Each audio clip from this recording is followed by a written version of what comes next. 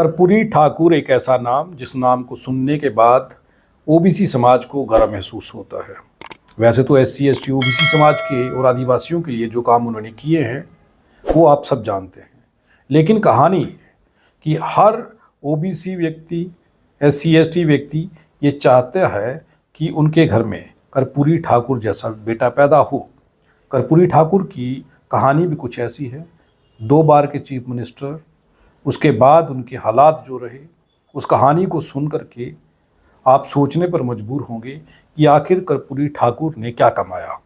ये सारी कहानी को आप तक पहुंचाने के लिए आज उनके जन्मदिन पर ये प्रोग्राम हम रिकॉर्ड कर रहे हैं।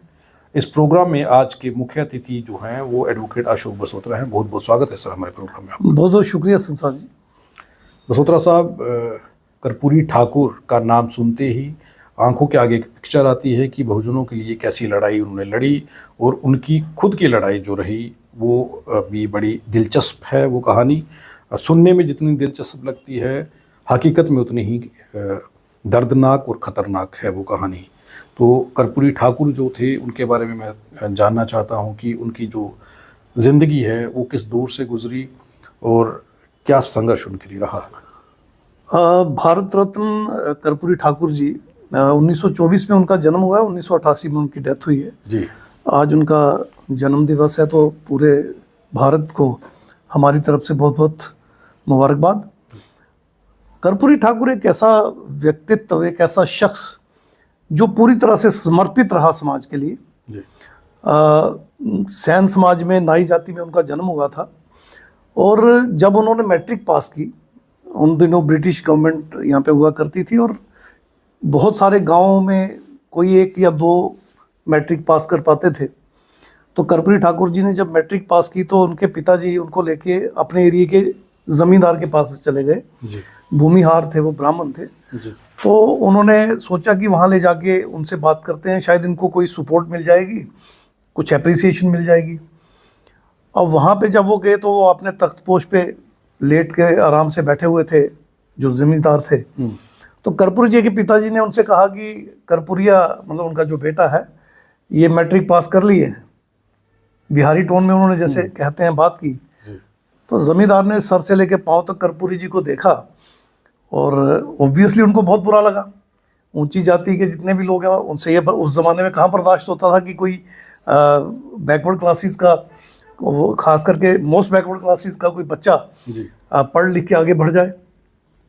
तो उसने हुंकार भरी, कर्पूरिया मैट्रिक कर लिए हैं, कर्पूरिया आओ गौड़ दबाओ। गौड़ दबाओ बिहारी में मतलब मेरे पैर दबाओ। यानी वो कर्पूरी को ये बताने की कोशिश कर रहे थे कि बेशक तुमने मैट्रिक पास कर ली है, मगर तुम्हें हमारे चरणों में ही रहना होगा, जगह तुम्हारी यहीं पर, जगह तुम्हारी हमारे चरणों में ही है। अब कर्पूरी बहुत इंटेलिजेंट थे, इंटेलेक्चुअल थे, बुद्धिजीवी थे। उनको तन बदन में आग लग गई, मगर उन्होंने उसको अपने संयम से रोका और अपने अंदर एक आग पैदा कर ली कि कोई बात नहीं, वक्त बदलेगा, हालात बदलेंगे, और आज तुम्हारा राज चलता है, कभी वक्त आएगा तो हमारा भी राज चलेगा। और उसके बाद उन्होंने बहुत मेहनत की, फिर समाजवादी आंदोलन में शामिल हो गए, बहुत सेक्रीफाइस किया। 1970 में कर्पूरी जी दिसंबर के महीने में पहली बार बिहार के चीफ मिनिस्टर बने जी। जून 71 तक वो चीफ मिनिस्टर रहे, क्योंकि इस पीरियड में उन्होंने जो फैसले लिए वो फैसले सारे जनहित में लिए, और जिनके समर्थन से जो वो बने थे वो अपर कास्ट के लोग थे। उनको पसंद नहीं आया कि कर्पूरी जी कुल मिला के SC ST OBC माइनॉरिटी के जो लोग हैं इनके हितों के लिए दिन रात काम करते हैं और इनको आगे बढ़ाने के लिए सारे रास्ते खोल रहे हैं। तो उन्होंने समर्थन जब वापस ले लिया तो सरकार उनकी गिर गई। फिर 1977 जून में फिर से वो दूसरी बार बिहार के मुख्यमंत्री बने, और इस बार वो अप्रैल 1979 तक करीब 1.25 साल से ज़्यादा वो मुख्यमंत्री रहे। और इस दौरान उन्होंने बहुत बड़े बड़े फैसले लिए। आज बिहार में अक्सर चर्चा होती है कि शराबबंदी है और हर कोई क्रेडिट लेना चाहता है, बड़े कम लोग जानते होंगे कर्पूरी जी ने पूरे बिहार के लोगों को पहले अपील की थी कि शराब बंद कर दें और काफ़ी बड़े पैमाने पे समाज ने उनके उस अपील का आदर किया, क्योंकि उनका सेक्रीफाइस इतना बड़ा था। अब देखिए 2 बार चीफ मिनिस्टर बनने के बाद भी जब उनकी डेथ हुई है, उनके पास अपना रहने का मकान नहीं था। बड़े कम लोग होंगे यहाँ, तो मोहल्ले का प्रधान कोई बन जाए, कोई पंच सरपंच बन जाए तो करोड़ों की प्रॉपर्टियां हो जाती है। मगर कर्पूरी जी 2 बार मुख्यमंत्री रहे, उनके पास अपना कोई आवास, कोई मकान नहीं था।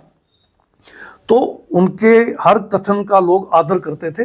जब उन्होंने शराबबंदी की बात की, लोगों ने उनकी बात मानी, और उसके बाद फिर कुछ घटनाएं होने लगी शराब की, तो फिर उन्होंने कानून बना के उसको बंद किया। इसके अलावा और बड़े सारे रेवोल्यूशनरी फैसले उन्होंने लिए। सारी जिंदगी उनकी संघर्षों से भरी हुई है। एक एक करके उन पे बात करेंगे। बसोत्रा साहब, एक सवाल ये उठता है कि क्या चीफ मिनिस्टर तक पहुंचने का कर्पूरी ठाकुर जो थे, भारत रत्न कर्पूरी ठाकुर जो थे, वो इतना आसान था ये सफ़र यहाँ तक पहुँचने का? क्योंकि जो 10वीं कक्षा की आपने बात बताई है जी, उस दौरान वो जो आदमी था जिसने कहा कि आओ मेरी टांगे दबाओ, जबकि उन्हें अप्रिशिएट करना चाहिए था, उन्हें इनाम मिलना चाहिए था कि 10वीं बड़े अच्छे अंकों से उन्होंने पास की थी। देखिए उन दिनों एक बात हमें समझ में आनी चाहिए, उन दिनों स्कूलों में जो टीचर्स भी थे वो भी अपर कास्ट के ही थे। तो दिक्कत तो उनको आई होगी। मैंने 1984 में मैट्रिक की है, और मेरे साथ भेदभाव स्कूलों में हुआ है। ये मैं 1984 की बात कर रहा हूँ। तो कहाँ कर्पूरी जी का जमाना, क्या क्या उनके साथ बीता होगा, और बीता है, मैं बता रहा हूँ। जब ये स्ट्रगलिंग पीरियड में थे तो अपर कास्ट ने इनको पूरी तरह से, खासकर ये भूमिहार ब्राह्मण जो है, उन्होंने बहुत बुरी तरह से इनको लताड़ा है और नकारा है, और कोशिश की है कि ये आगे ना बढ़ सके। हर तरह का अत्याचार इन पे हुआ है, बहुत सारी घटनाएं इनके साथ बीती हैं उन दिनों में। लेकिन एक संघर्ष की भावना से जब ये आगे बढ़े, और सबसे बड़ी बात निस्वार्थ, अपने समाज के हितों को सामने रखते हुए, अपना सब कुछ न्योछावर करके, जैसे हम बड़े बड़े महामानवों की एग्जाम्पल्स देते हैं। पेरियर वी रामास्वामी नायकर जी की हम बात करते हैं, बाबा साहब की हम बात करते हैं, उनके बाद और बहुत सारे नायक हुए हैं। जैसे बिहार में बिहार लेनिन के नाम से हमारे एक बाबू जगदेव प्रसाद कुशवाहा जी का हम नाम लेते हैं। अर्जक संघ बनाने वाले हमारे एक साथी हुए हैं, उनका हम नाम लेते हैं। तो इसी तरह कर्पूरी ठाकुर जी भी बिहार की क्रांतिकारी धरती पे एक नायाब हीरा पैदा हुआ, जिसने बहुत सारी स्ट्रगल की, बहुत सारे अत्याचार सहे। और जो अपर स्ट्राटा ओबीसी का था, जैसे कुर्मी हो गए, यादव हो गए, इस तरह का जो स्ट्राटा था, उन्होंने उनकी काफी मदद की, खास करके यादवों ने। आप देखिए जब पहली बार मुख्यमंत्री बने हमारे कर्पूरी ठाकुर जी, तो उस वक्त जब इनको इलेक्शन लड़वाई गई तो वो यादव बाहुल्य इलाका था, और वहां पर कांग्रेस ने इनके मुकाबले में एक यादव जो प्रेसिडेंट था उसको खड़ा कर दिया। आप अंदाजा लगाएं, जो यादव समाज था वो इनको घर घर लेके गया, हर घर से इनको आशीर्वाद मिला, इनको ऑनर किया गया, कुछ पैसे भी मिले इलेक्शन लड़ने के लिए, और अल्टीमेटली ये जीते, और वो जो प्रधान थे वो हारे, क्योंकि लोग इनकी तपस्या को जानते थे, इनके सेक्रीफाइस को जानते थे। इन्होंने बहुत बड़ा त्याग किया था। तो उसके रिजल्ट में फिर अल्टीमेटली 2 बार मुख्यमंत्री बनने का इनका जो रास्ता है वो हमवार होगा जी, मगर थोड़ी स्ट्रगल नहीं है उसमें। इसमें एक चीज़ ये आती है कि कर्पूरी ठाकुर जो थे, आज भी मैं एक प्रोग्राम में था, वहाँ पर ये कहा गया कि कर्पूरी ठाकुर जो थे वो एक प्रोग्राम में गए, वहाँ पर उनकी धोती जो थी वो फटी हुई थी। उसे देख करके उन्होंने कहा कि ये अच्छा नहीं लग रहा, तो लोगों ने चंदा इकट्ठा किया, कुछ लोगों ने 50,000 बना, तो उन्हें कहा कि अच्छे कपड़े ये लेंगे, लेकिन उन्होंने जाकर के स्कूल बनवा दिया। बहुत सारी घटनाएं हैं, धोती फटी, बड़े क्या क्या उनकी बातें बताएं। बिल्कुल सही है, उन्होंने पैसे अपने पे नहीं खर्चे, अपनी उन्होंने सैलरी कभी अपने पे नहीं खर्ची। वो जब 2 बार चीफ मिनिस्टर थे बिहार के, तो उनके पिताजी नाई का काम करते थे, तो वो वैसे ही काम करते रहे, और इनके सीएम बनने से उनका काम नहीं छूटा, ना इन्होंने उनको छोड़ने के लिए कहा, ना उन्होंने छोड़ा। और काफ़ी सारी घटनाएं बीती। जब ये चीफ मिनिस्टर बने तो अपर कास्ट के लोगों ने बहुत सारी गालियां इनको दी, कर्पूरी कर्पूरी कर्पूरा, गद्दी छोड़ उठा उस तरह। और इनकी माताजी के नाम पे मैं बोल भी नहीं पाऊंगा, बड़ी भद्दी भद्दी इस तरह के स्लोगन बना के इनको बेइज्जत किया। एक ब्राह्मण थे, अपर कास्ट थे, उन्होंने यहाँ तक कह दिया था, एक्चुअली उन दिनों स्टीमर चला करते थे गंगा में, तो एक स्टीमर का पेट्रोल जो है वो लीक हो गया, तो उसमें आग लग गई, तो खबर फैल गई कि गंगा में आग लग गई। तो उन्होंने कहा जब एक शूद्र मुख्यमंत्री बनेगा, राजगद्दी पे बैठेगा, तो गंगा में तो आग लगेगी ही। तो कर्पूरी ठाकुर जी को काफी बाद में जब ये पता चला कि ऐसी कोई बात हुई है, तो उन्होंने कहा कि गंगा की लगी हुई आग तो बुझ गई होगी, मगर जो आग मैं लगा के जाऊंगा वो तुम्हारे आगे पीछे लगी रहेगी, वो कभी नहीं बुझेगी। और आज तक बिहार में आप देख लीजिए, बैकवर्ड का डंका बजता है, बोलता है, डोमिनेंट है बैकवर्ड वहां पे। और बैकवर्ड को इग्नोर करके कोई माइका लाल इलेक्शन लड़ने की सोच नहीं सकता वहां पे। आज भी अगर आप जाके देखें तो बिहार में बहुत बड़ी ताकत के साथ जो अपर कास्ट और खास करके SC ST माइनॉरिटी वहां पे खड़ा है, वो सिर्फ और सिर्फ एक लाइन जो खींच दी कर्पूरी ठाकुर जी ने, उसकी वजह से हुआ। रामविलास पासवान इनके चेले की तरह हुआ करते थे। जब ये बिहार के बहुत बड़े लीडर थे, तो कभी भी कहीं भी किसी प्रोग्राम में कर्पूरी जी जाते थे तो थैला उठाए उनके पीछे पीछे रामविलास जी भी चला करते थे। बाद में वो भी बड़े लीडर बने। तो इस तरह के बहुत सारे लीडर इनकी मूवमेंट से निकले। और खास करके जिन दिनों ये मुख्यमंत्री थे, एक और चीज बहुत मैं शिद्दत के साथ महसूस करता हूँ कि बताने वाली है। एक राजपूत थे वहां पे पटना के आउटस्कर्ट में, उनका बहुत बड़ा चंक था लैंड का, बहुत बड़ी जमींदारी थी उनकी। तो उन्होंने इनके पिताजी को किसी के हाथ मैसेज भिजवाया कि अगर वो मेरी घर में आके कटिंग शेव वगैरह करते हैं, मेरी सेवा करते हैं, तो वो जो मुझसे मांगेंगे मैं दे दूंगा, क्योंकि मैं ये कहलवाना चाहता हूं कि मैंने एक चीफ मिनिस्टर के बाप से जो है वो कटिंग करवाई और शेव करवाई और ये करवाया वो करवाया। ये बात कर्पूरी जी को पता चली। तो कर्पूरी जी ने उस व्यक्ति को बुला के कहा कि मेरा एक मैसेज उस व्यक्ति को दे दो, उस जमींदार को दे दो कि मेरे बाप से क्यों करवाना चाहते हो, मेरे पिताजी को छोड़ो, मैं आ जाता हूं, मगर जो तुमने बात कही कि जो मैं मांगूंगा क्या वो दे पाएगा। वो भी अपनी राजपूती अनख में थे। उन्होंने कहा हाँ जी दे देंगे, जो मांगेंगे हम दे देंगे। तो कर्पूरी जी ने झोला कांधे पे डाला और वो अपना सारा सामान लेके गए और उसका पूरा वो काम किया, नाई वाला उन्होंने करने के बाद उन्होंने कहा आप अपनी बात पे कायम हो। उसने कहा बिल्कुल कायम हूं। तो उसको बाद में पता चला कर्पूरी जी ने एजुकेशन डिपार्टमेंट और बाकी सारे डिपार्टमेंट, कंसर्ट, रजिस्ट्रार वगैरह उसके घर पे ही बुला लिए थे। तो उसकी सारी जमीन जो एजुकेशन डिपार्टमेंट के नाम पे उन्होंने लिखवा दी और वहां पर फिर वो कॉलेज बने, यूनिवर्सिटीज बनी, बहुत बड़ी, अभी भी चल रही हैं। बाद में उन राजपूत को बाकी राजपूतों से काफी गालियां वालियां पड़ी कि तूने तो एक दिन में अपना गुरूर जो था दिखा लिया, मगर यहां से पढ़ के जो SC ST OBC माइनॉरिटी के बच्चे निकलेंगे, हजारों लाखों करोड़ों की तादाद में निकलेंगे, आने वाले दिनों में वो हमारे बच्चों पे राज करेंगे। और वो हुआ जी। तो कर्पूरी जी के किस्से कोई थोड़े नहीं है, बहुत किस्से हैं। उन्होंने कभी कोई घमंड नहीं किया, कभी उन्होंने अपने आप को कुछ स्पेशल नहीं समझा, पूरी तरह से त्याग दिया समाज के लिए, पूरी तरह से सेक्रीफाइस कर दिया। उनकी कमिटमेंट समाज के लिए इतनी थी कि वो सुबह शाम दिन रात जब भी कोई काम करते थे, बात करते थे, तो सिर्फ समाज को सामने रख के करते थे। चीफ मिनिस्टर होते हुए भी अपनी कार में नहीं जाया करते थे, एक रिक्शे में जाया करते थे। तो एक बार एक पत्रकार ने पूछा कि आप रिक्शा में जाते हो, कार में क्यों नहीं जाते? उसने कहा मेरे कार वाले ड्राइवर को सरकारी तनख्वाह मिल जाएगी, मगर रिक्शे वाले का घर जो है वो मेरे जाने से अगर चलता है तो क्यों ना चले।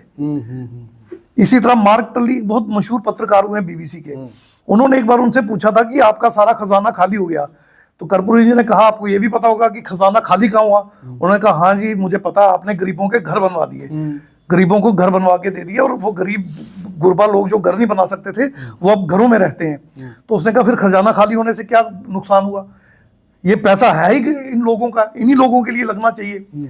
ये कौन व्यक्ति ये बात कह रहा है जो 2 बार मुख्यमंत्री रह के अपना घर नहीं बना सका? ये एक बड़ी चीज है। ये बड़ी चीज है कि वो पहले आपने जिक्र किया कि कोई मोहल्ले का प्रधान बन जाए तो मतलब लाखों करोड़ों की संपत्ति। बिल्कुल। कई कॉर्पोरेटर ऐसे हैं जो पिछले एक टर्म में क्या कर लिया, सरपंच हैं। लेकिन कर्पूरी ठाकुर जो थे उनको जब हम देखते हैं, उनके काम को, उनके तरीके को, तो वो इतना सादा जीवन और घर तक क्यों नहीं बनाया? क्यों उनके दिमाग में ये चीज नहीं आई कभी? बेसिकली उन्होंने अपने बारे में या अपने परिवार के बारे में कभी सोचा ही नहीं। उनका एक ही बेटा है रामनाथ ठाकुर करके, वो JDU में अभी भी इस वक्त भी MP हैं। तो ये कर्पूरी जी की वजह से वो भी बन पाए। हालांकि उन्होंने कभी कोशिश नहीं की कि मेरा बेटा आ गया, वो तो ऐसे थे ही नहीं जो अपने बारे में नहीं सोचते, अपने परिवार के बारे में कभी सोचा ही नहीं उन्होंने। तो मेरा ये मानना कि उन्होंने घर के बारे में तब सोचना था जब वो अपने बारे में सोचते, अपनी पत्नी के बारे में, बेटे के बारे में, परिवार के बारे में सोचते। उन्होंने कभी सोचा ही नहीं। उन्होंने पूरे समाज को अपना परिवार समझा। उन्होंने ऐसा भी नहीं है कि कभी अपर कास्ट के खिलाफ कोई काम किया है, बात की हो।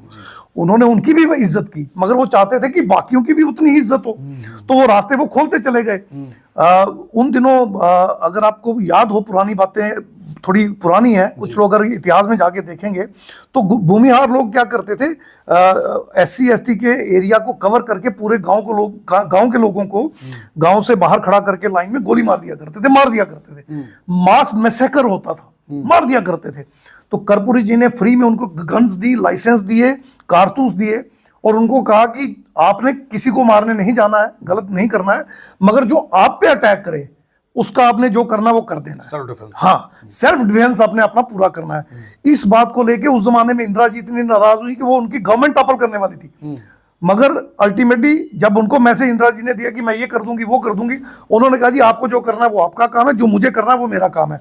मैं अपने राज्य में, अपनी स्टेट में किसी को भी दूसरे से नीचा नहीं रख सकता किसी भी कीमत पे।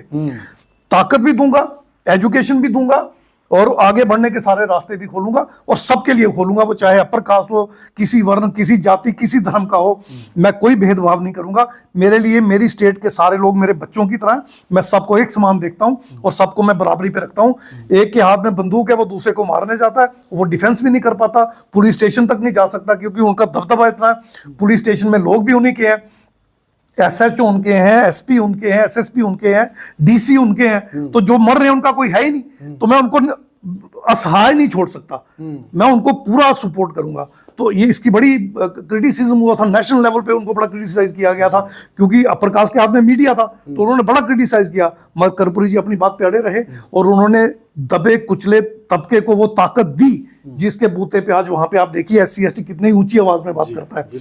आज आप सोरेन फैमिली को देखें और वहां पे उनका CM है अपने, और उन्होंने कैसे कैसे अच्छे कानून बनाए हैं कि अगर आप हिंदू लिखोगे हमें या हिंदू कहोगे तो 6 महीने की जेल होगी। तो अभी फिर शिबू सोरेन का जो बेटा है वहां पे, हेमंत सोरेन, अभी कल फिर मैं उनकी स्टेटमेंट पढ़ रहा था, उन्होंने फिर से कहा कि 44 लाख पॉपुलेशन है जैनियों की, उनका अपना धर्म है, अपना कोड है। तो हमारी पॉपुलेशन 12 करोड़ है, तो हमारा अलग कोड क्यों नहीं हो सकता? आप हमें क्यों हिंदू बार बार कहते हो और क्यों लिखते हो? तो इतनी ताकत से जो वो बात कर पा रहे हैं, उसकी बुनियाद रखने वाले कर्पूरी ठाकुर, SC समाज वहां पे इतना पावरफुल जो हुआ बिहार में, उसकी बुनियाद रखने वाले कर्पूरी ठाकुर। EBC जो एक्सट्रीमली बैकवर्ड क्लासेस हैं, बैकवर्ड क्लासेस के भी 2 ग्रुप हैं वहां पे, और कर्पूरी ठाकुर जी ही पहले व्यक्ति थे जिन्होंने रिजर्वेशन में बाइफर्केशन की थी कि अपर स्टाटा उसको इतनी मिलनी चाहिए, उसकी इतनी पॉपुलेशन है, बाकी इनकी इतनी पॉपुलेशन है, इनको भी मिलनी चाहिए। तो EBC की भी वहां पे आज बड़ी से है, बिहार में बड़ी ताकत है। तो उसकी ताकत का भी जो बुनियाद है वो कर्पूरी ठाकुर जी ने रखी। तो कर्पूरी ठाकुर जी बिहार में एक बहुत बड़ी ताकत के साथ उभरे।